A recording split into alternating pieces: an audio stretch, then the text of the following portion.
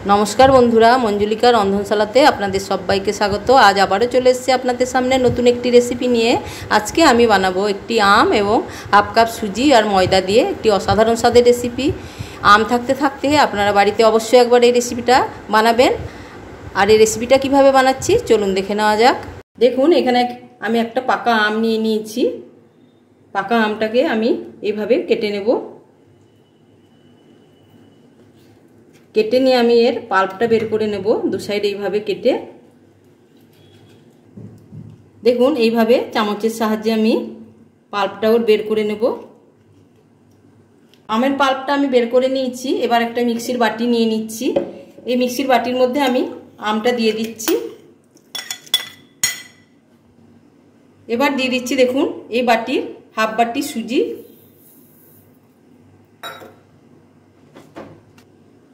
और दिए दिच्छी से एक ही बाटिरी हाफ बाटी चीनी। चीनीटा और मिष्टिटा जे जार पछंद मतन नेबेन। आमी एखाने हाफ बाटी दिलाम। एबार एर मध्य आमी दूध दिए निচ্ছি। आपनारा जलও दिते पारेन किन्तु आमी दूधटा व्यवहार करছি।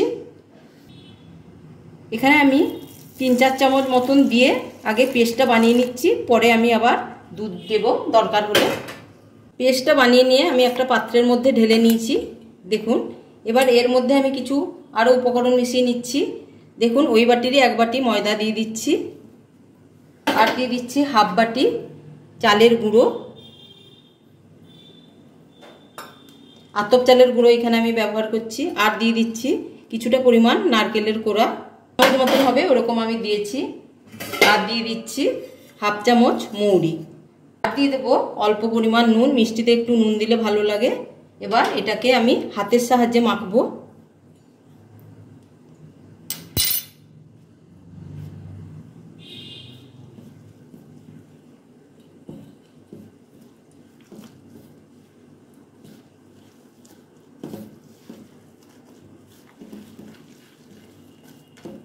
যদি দুধের প্রয়োজন হয় আমি অল্প একটু দুধ দেব বা জল দিয়ে দেব।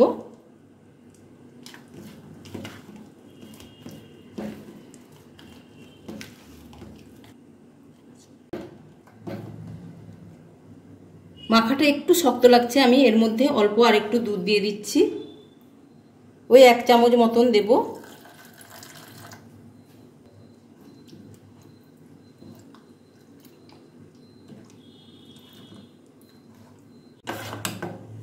দেখুন মেখে নিয়েছি আমি। ঘনত্বটা এরকমই রেখেছি আমি, এর থেকে পাতলা করিনি। এরকমই করতে হবে, একটু ঘন। এবার একটা ফ্রাই প্যান বসিয়ে নিয়েছি গ্যাসের মধ্যে। আমি এর মধ্যে দিয়ে দিচ্ছি পরিমাণ মতন সাদা তেল। তেলটা গরম হওয়া পর্যন্ত একটু অপেক্ষা করছি। তেলটা গরম হয়ে গেছে। এবার আমি এই ব্যাটার থেকে অল্প অল্প নিয়ে এখানে দিয়ে দিচ্ছি।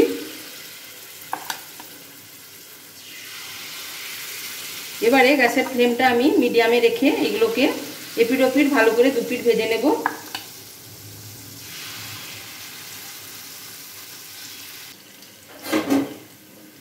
এবার এগুলো উল্টে নিচ্ছি একটু। এক পিঠটা বেশ লাল লাল হয়ে গেছে, এবার উল্টো পিঠটা করে নিচ্ছি।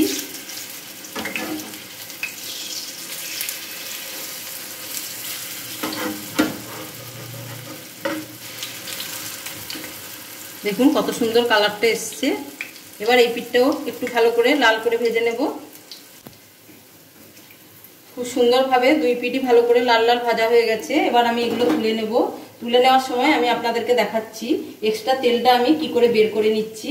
তেল তো ও শরীরেও বেশি ঢুকলে খেলে ভালো না, এই জন্য আমি দেখুন একটু এইটার মাধ্যমে এইভাবে চেপে নিচ্ছি। দেখুন কতটা এক্সট্রা তেল বেরোচ্ছে। এভাবে একটু চেপে চেপে তেলটা বের করে নিলে খুব ভালো হয়। এই গরমে বেশি তেল খাওয়া শরীরের পক্ষে ভালো না, এভাবে চেপে বের করে নেবে। দেখুন কতটা তেল বেরোচ্ছে চেপে দিতে। এভাবে আমি সবগুলো তুলে নিচ্ছি, তেলটা বের করে নিচ্ছি। আবার একইভাবে আমি ব্যাটার থেকে দিয়ে দিচ্ছি। এইভাবে আমি সবগুলো ভেজে নিয়ে আপনাদের সামনে আবার ফিরে আসছি।